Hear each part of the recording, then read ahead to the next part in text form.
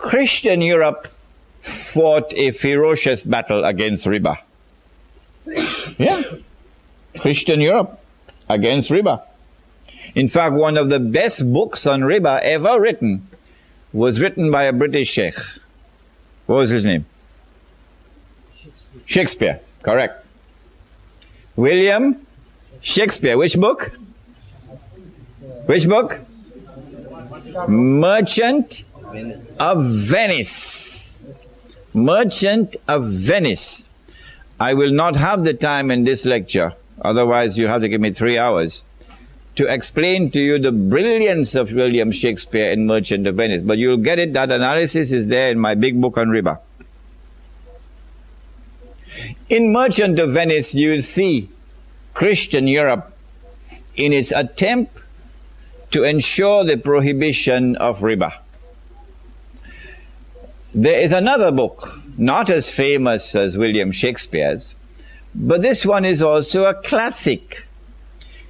Take a note of it. You might want to search for it in the library. The name of the book is Religion and the Rise of Capitalism. I would make this compulsory reading in Darul Uloom. Oh yes. Religion and the Rise of Capitalism. If you did not plant, you cannot reap. If the money lender lends, he is not planting, no, but he's reaping because his money is increasing. Whether the riba is large or small, 25% or 1%, Muhammad alayhi salatu wasalam has made it haram. When he has made it haram, you should not come and attempt to make it halal. No, not even if you are Biman Bank in Bangladesh. Don't make it halal if Allah has made it haram.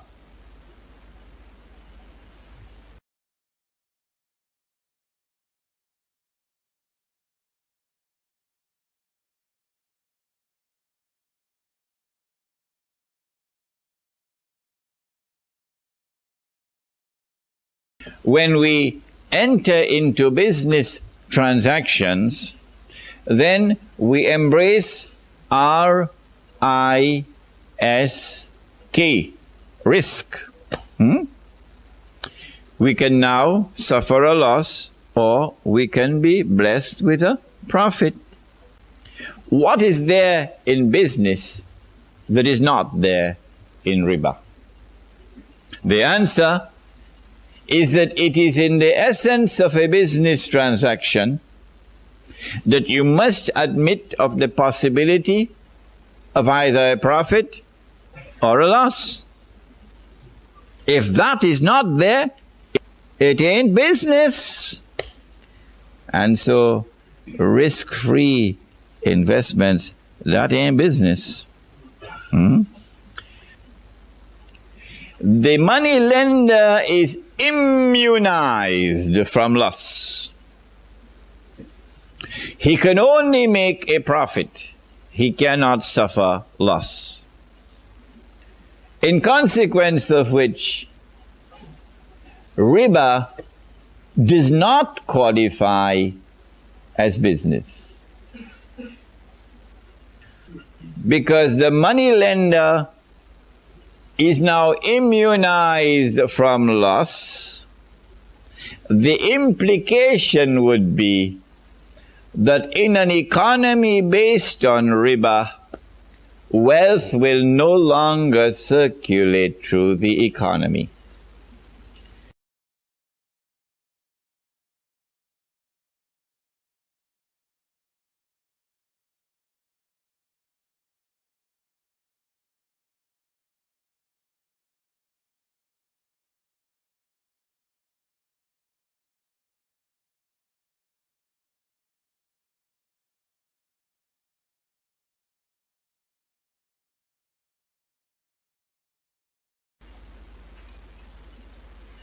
If Allah says that you cannot reap unless you plant, and the bank is reaping without planting, how do we explain it? If Allah says you cannot reap if you did not plant, وَأَلَيْسَ لِلْإِنسَانِ إِلَّا مَا سَعَى, you cannot reap if you did not plant. And the bank is reaping without planting. How do we explain that? Simple. The bank is reaping what others are planting. The bank is reaping what others are planting. The banker, the money lender, is living off the sweat of others. The money lender who today is dressed up in civilized language and is called a banker.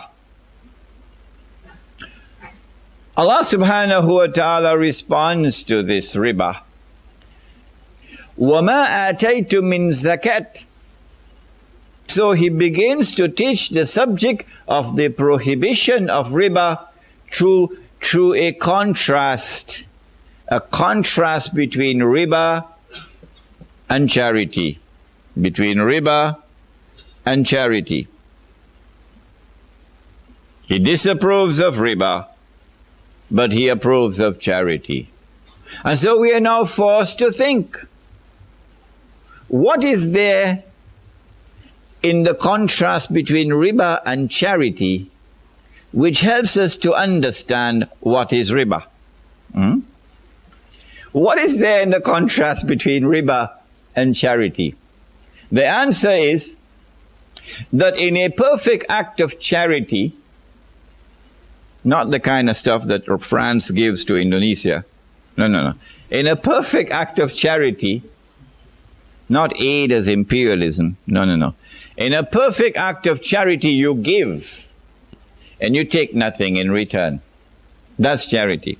إِنَّمَا نُطْعِمُكُمْ لِوَجْهِ اللَّهِ.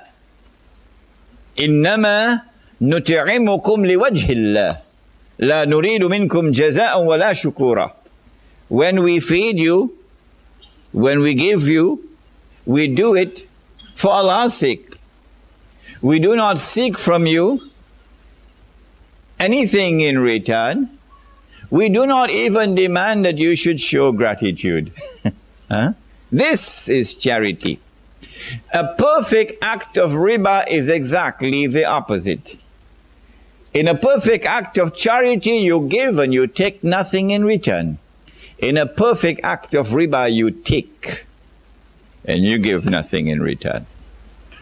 The new international monetary system emerges out of the Bretton Woods Agreement in upstate New York.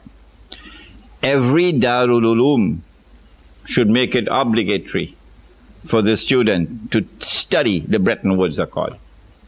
You must study the Bretton Woods Accord to understand monetary economics today, so you can understand the subject of riba. Is it taught in the Darul Uloom? No, it's not. At Bretton Woods, what did they do? They said, no longer will paper be redeemable in gold.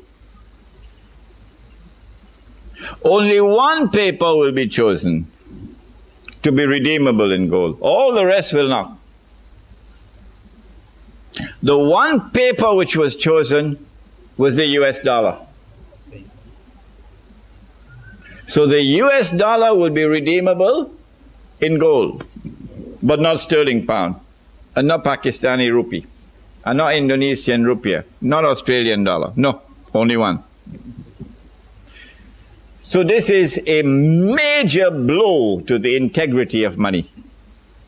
The second thing that they did was to declare that the only people who could come to Uncle Sam to redeem their paper for gold are governments. You and I can't do it. Only governments, only central banks. So now the entire system has lost 99% of its integrity. It has only 1% left of integrity, but those fellows are still eating halwa. 1% integrity left. That governments, central banks can go to Uncle Sam with their US dollars and demand the gold. Nobody did. From 1944 to 1971, nobody did. The Vietnam War took place in the late 60s, and Uncle Sam printed a lot of paper to finance the war. And Uncle Sam didn't have the gold to back that paper. At Bretton Woods, they had fixed the price of gold at $35 an ounce. Fixed. It is there in the Bretton Woods Accord. Uncle Sam didn't have the gold to back all that paper. So in September 1971, the British government came in one Friday evening, perhaps, with $3 billion and said, Uncle Sam, we want the gold. Uncle Sam knew that the game was up. The game was up. Because come Monday morning, guess who is going to be at the front of the line? Saudi Arabia. Or who behind Saudi Arabia? Kuwait. Huh? And a whole long line of people, of government, central banks, we want the gold. So Richard Nixon retired to Camp David, and then on Sunday he had addressed the American people, and he said, we gave our word, but we don't have to keep our word. We gave our word, but we don't have to keep our word. We will no longer honor our obligation under Bretton Woods to redeem paper for gold from central banks. And so since September 1971, this may be news for some of you who have been eating halwa. Since September 1971, there is no legal link between paper and gold. It's gone. Now all that they have to do, those who want to rule the world, all that they have to do is to take control of money. Anyone who takes control of money can rule the world. These are the people who today rule the world. They gave their word and they broke their word.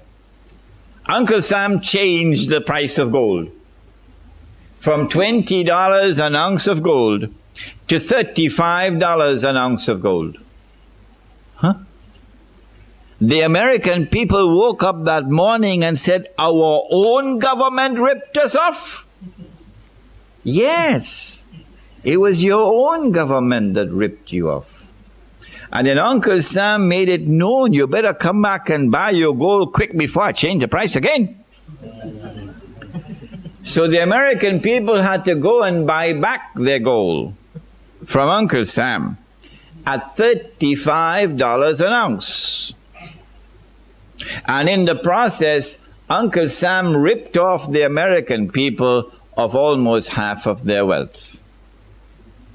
The Prophet said, sallallahu ta'ala alayhi wasallam, this transaction is one based on deception, through which you get a profit to which you are not entitled. The Prophet alayhi salatu wasalam described this as riba.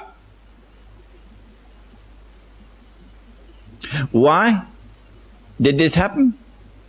Because the difference between real money and paper money, money which is sunnah and paper money, is that money which is sunnah is money in which the value of the money is in the money. Someone should teach that to the Saudis. Go teach it to the Saudis who want to teach Islam to all the rest of the world. Go teach it to the Saudis. The value of the money is in the money. The definition of the paper money is that the value of the money is no longer in the money. And so the value can be changed. Every time the value is changed, the value goes down. There is a massive transfer of wealth from the masses to that predatory elite, which in this case was the government, Uncle Sam. The masses lost half of their wealth, almost half. That's the first thing that happens when the value of the paper money goes down. What's the second thing that happens? The answer is this. I worked for the whole month. I got my salary in gold. Could buy a camel. Took it home. Put it underneath the pillow. Took it all after 5 years, he could still buy the camel. 10 years, he could still buy the camel. But when I get my salary in paper now, I could buy a camel, take it home, put it underneath the pillow. A few years later, when I take it out, can't buy a camel anymore. Could only buy a jackass now.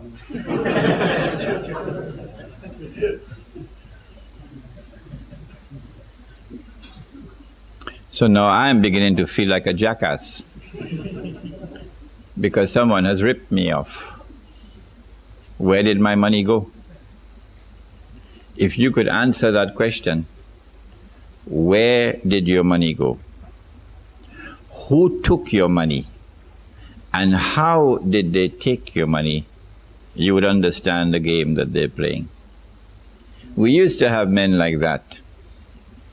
In North America, we had one Islamic scholar who was like that, and then they killed him. A man named Malcolm X. He didn't have a PhD from Al-Azhar, but he could see better than any sheikh. E-commerce, electronic commerce using the Islamic dinar. They ask you to buy dinars and then use your dinar for trade within their trading market. The only problem that we have found so far with this system is that it begins on the same foundation that the European system began. Namely, that we're not going to be using actual dinars and handing over dinars. No. That we'll be using a receipt for the dinar, while all the dinars are going to be kept in one central location, and we have to pay for the dinars to be kept there. They are going to be earning money while keeping and storing the dinars. And we have to depend upon their honesty and their integrity, that when we want our money, we can get our money. I'm not comfortable with that. In my market, every man will keep his money in his pocket. And when under his pillow. And when you buy and sell, you will hand over money the way you did it. The US dollar has not collapsed because gold is being kept at this price artificially. But there is going to come an attack which will bring down the US dollar, cause it to collapse. And when the US dollar collapses, the whole world of paper money is going to collapse. When the whole world of paper money collapses, what is going to be money? Huh? Huh?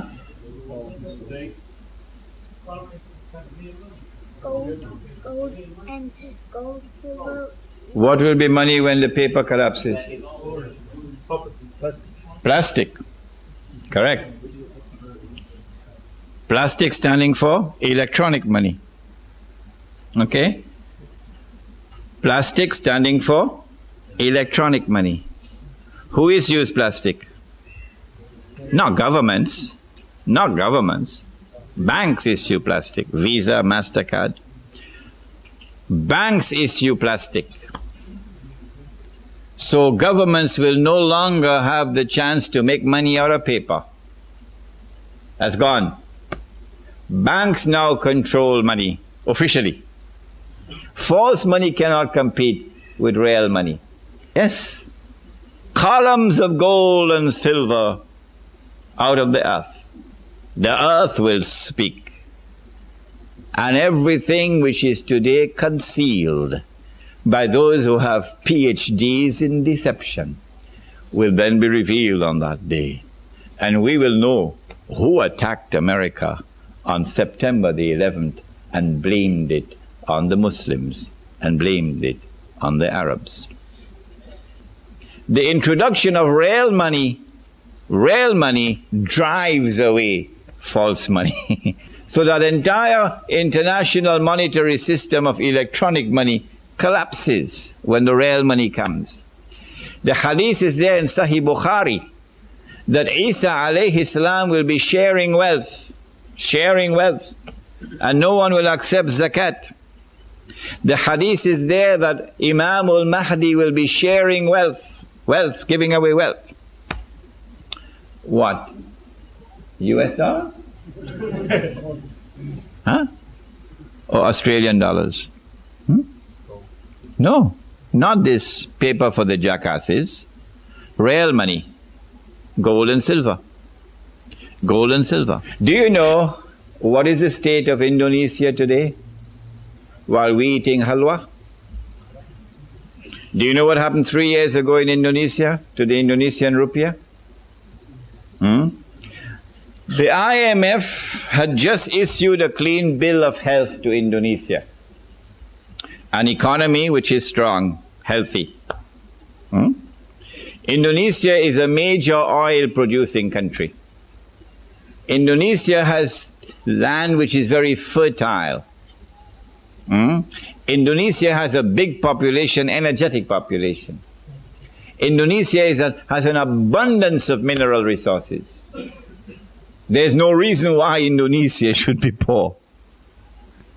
And the IMF says that Indonesia has a very healthy economy. Suddenly, the Indonesian rupiah is attacked by the blood-sucking predatory elite in the banking centers around the world. And the Indonesian rupiah falls. It is trading at about 8,000, and within a period of 1 week, it becomes 20,000 rupiah to $1. In the process of bringing down the Indonesian money, they were able to rip off Indonesia of probably more than half of its wealth. Half of Indonesia is automatically, instantaneously reduced to below the poverty line. Half of Indonesia. And guess what is the poverty line? $29 a month. $29 a month. Because we accepted paper as money.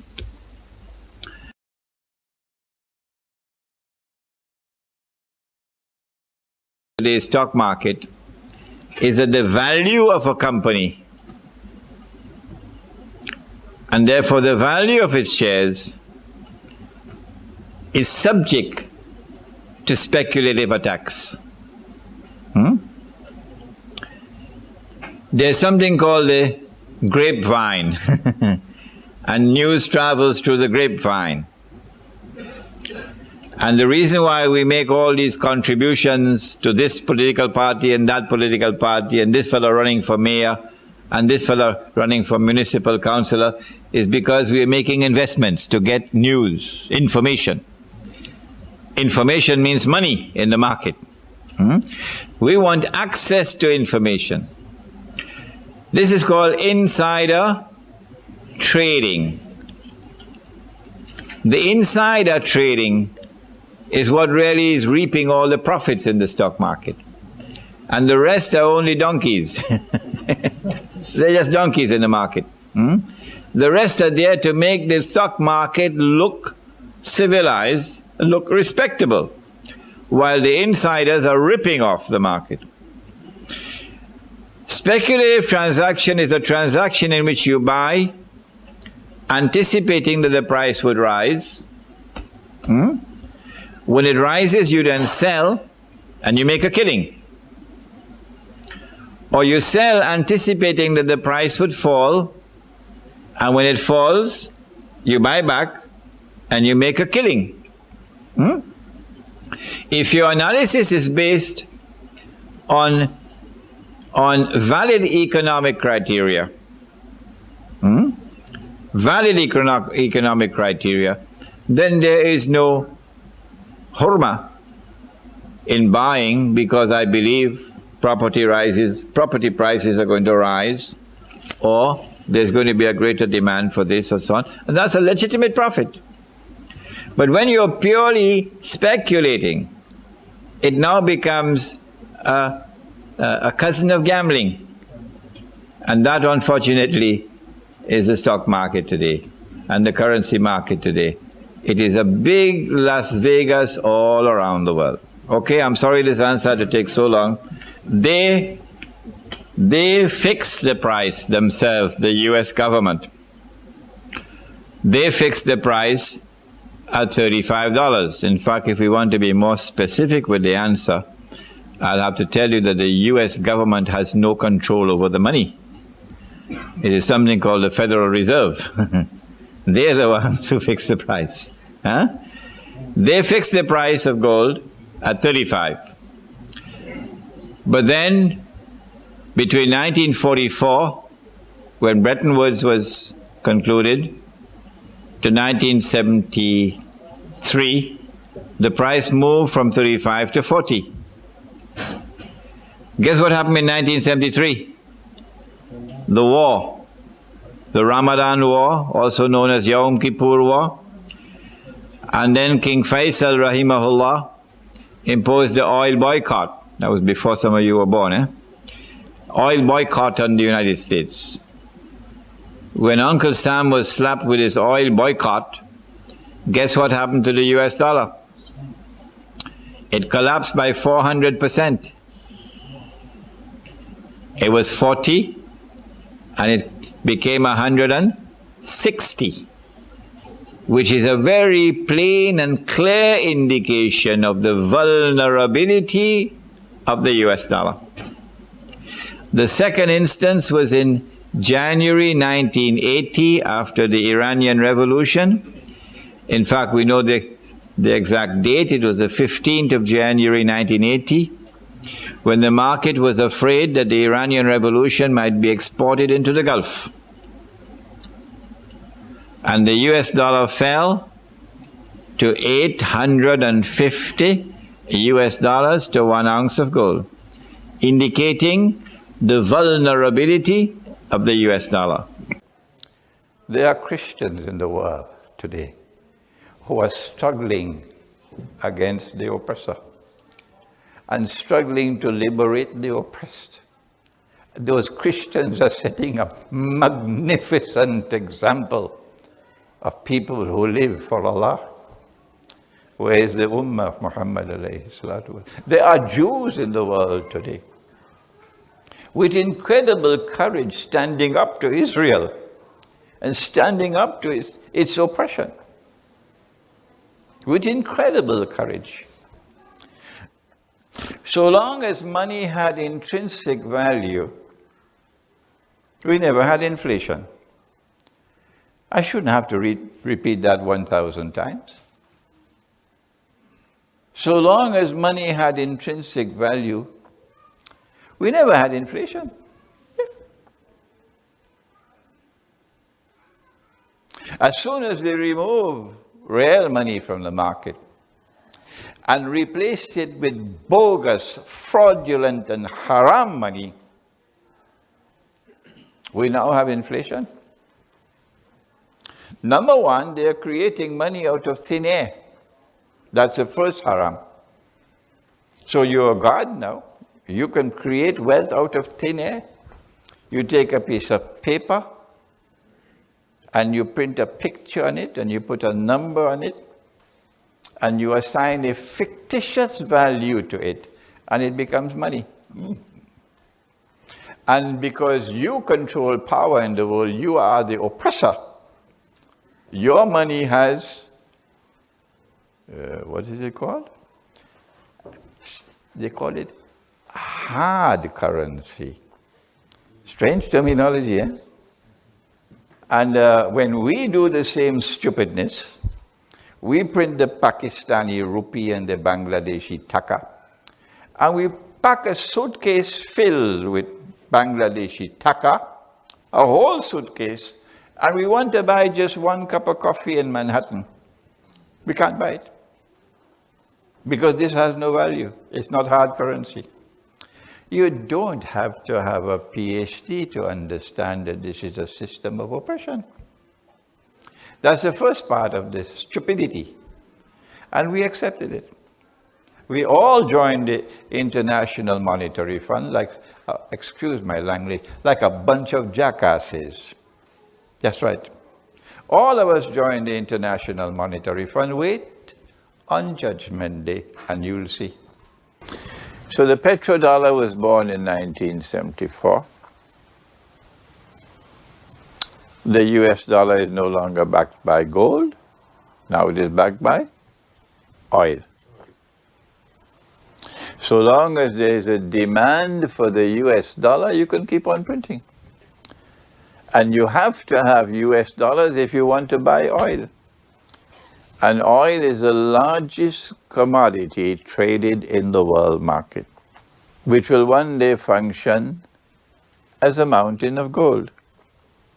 And that is what happened when the US dollar lost. It lost the fig leaf that it had in the Bretton Woods Accord and the International Monetary Fund, that the US dollar was backed by gold. When that was lost, then the US dollar was in no man's land. It could have collapsed, oh yes, for 2 years. What were those 2 years? From when to when? You can't answer that question, no dinner for you. 71 to 73. 71 to 73. Alhamdulillah, you're going to get dinner. 1971 to 1973. And then in 1974, they pulled this rabbit out of the bag. It was Henry Kissinger who did it, and got a deal with King Faisal of Saudi Arabia. The poor king didn't have more than peanuts in his head. Yes, yes. And he agreed to the request of Henry Kissinger that oil should be sold for only US dollars. You couldn't buy oil with anything else but US dollar. That was bogus, that was fraudulent, that was haram. That was illegal in terms of our law. But the king agreed to it. Even if you came with gold dinar, you couldn't buy oil. When Saudi Arabia got all the other oil-producing countries to agree, they would sell oil for only US dollars, and then OPEC also agreed, then the petrodollar was born.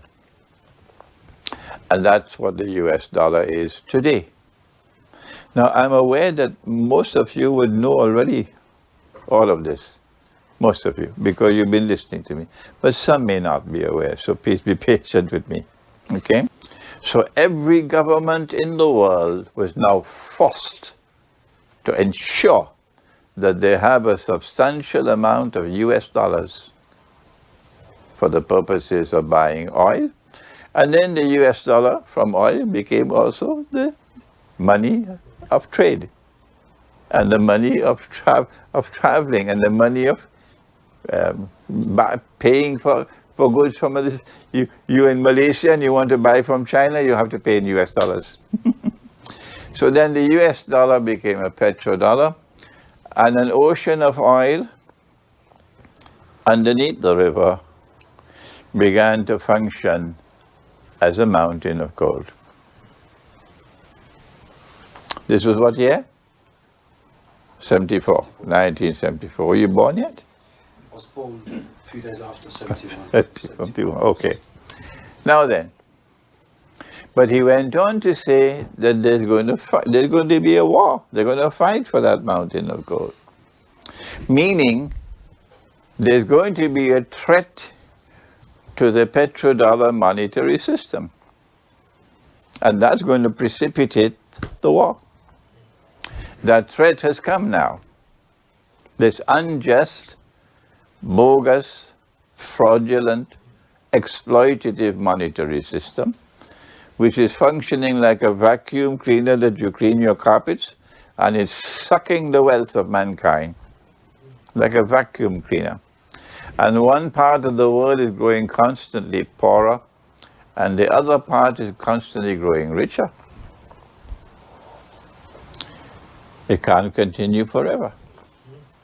And now the counterattack has been launched. It started some years ago when Russia and China and India And who are the other two? Brazil and South Africa. You can't be in Nelson Mandela's country and not have some backbone, huh? Although I think that, what was his wife's name? Winnie. I think she had more backbone than him, eh? Good. So, BRICS came into being. Russia, China, India, Brazil, and South Africa to challenge the petrodollar monetary system. And they didn't like it at all. When they don't like what you're doing, they attack your money. And your money starts to lose value. And as the money loses value, prices rise. They did it to a man called Robert Mugabe because they didn't like what he did. They had made a deal with Robert Mugabe that we'll transfer power to you on the condition that the slave master will continue to own all the land of Zimbabwe. And the slaves will only have little pieces here and there. All the fertile land. And Mugabe signed and became president. But then after some 20, 30 years, the slaves become restless now. Slave master still owns all the land. And when it became threatening to his rule, then the great revolutionary Robert Mugabe then said, no, now we'll take away the land from them. Great revolutionary. So when he took the land away from the whites, the British, they're all British, the British government didn't like that. And their friends didn't like that. So they attacked the Zimbabwe dollar. I landed in Harare about 8 years ago. My flight was early and my people were not there to receive me, so I had to call them on the phone to tell them I've reached. So I needed to change some South African rands to Zimbabwe dollars. So I had a 20 rand note. I said, that should be enough. So when I went to change it, I asked them, how much do I need to make a local call? And they said, you need $2 million. Huh? 2 million Zimbabwe dollars to make a local call. That is what they do to you when you step out of line. It's the most dangerous weapon that they have. And they did it to Chavez in Venezuela. I changed 100 US and I got Venezuelan money this high.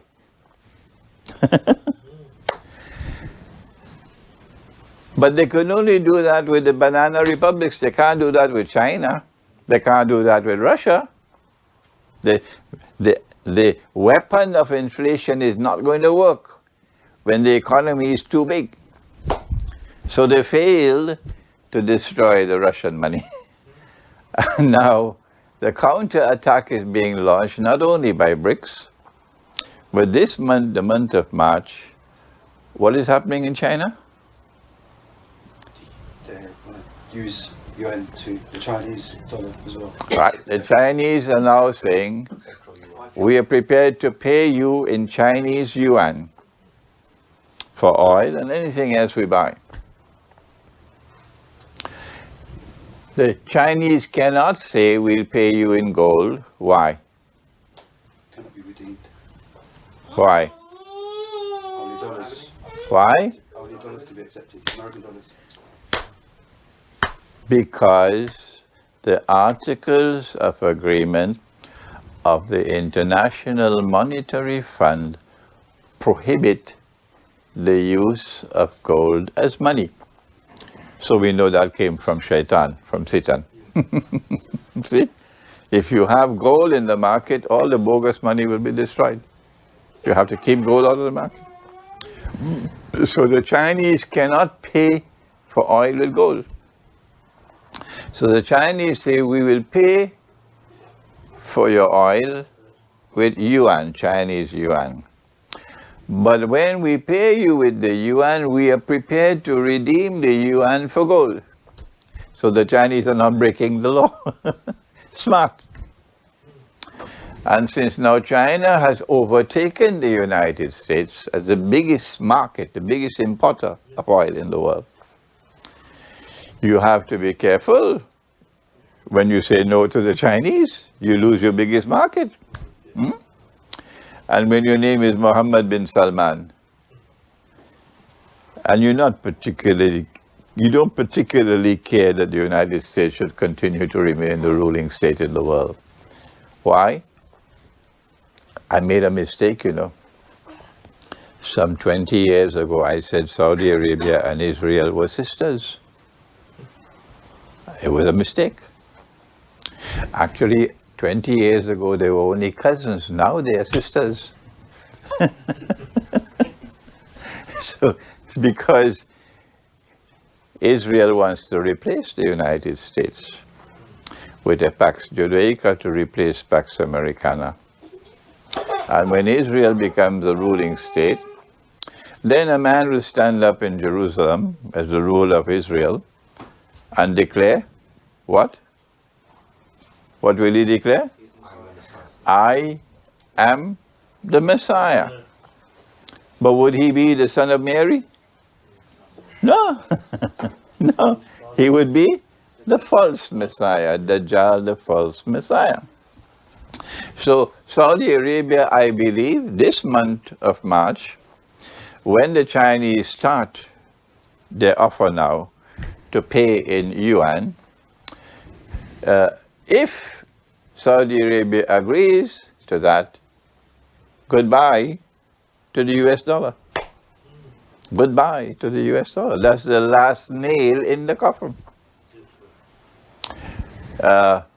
That's not going to be the only thing to bring down the US dollar. You need more than that. You need something called cryptocurrencies, yes. Those who brought cryptocurrencies into the market have done something which avoids control of governments, avoids control of the banking system. So it's beneficial for people who have been oppressed. But the reason why they have done it is because they want to use cryptocurrencies to bring down the monetary system based on the US dollar. And they don't want the US dollar to crash, because that's going to cause anarchy in the United States. Americans have a lot of things they call, guns. You can go in the shop and buy guns in the United States, any amount you want. The law allows you. So there are huge amounts of guns stored up at homes in the United States. And if the US dollar crashes, there's going to be anarchy in the United States. Killing. So they want the US dollar should have a soft landing rather than a crash. And cryptocurrencies is intended to do that.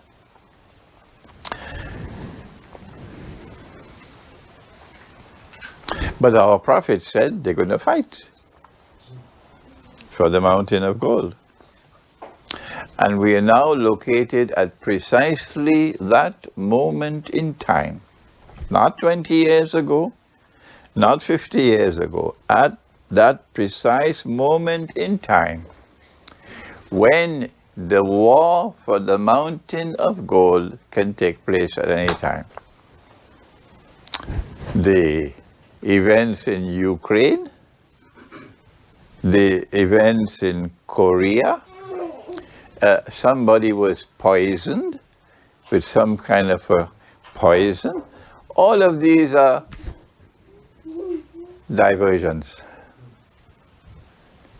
They are meant to divert attention from the essential reason why they want to attack Russia and China, not just Russia. Because Russia and China are the two pillars which are threatening their dominance in the world. They want to rule the world. And the only way that they can rule the world is if they rule the world of money. Shall I repeat that? The only way that they can continue to rule the world is if they continue to rule the world of money. But they won't teach you this at university. Don't bother to get this from university. No.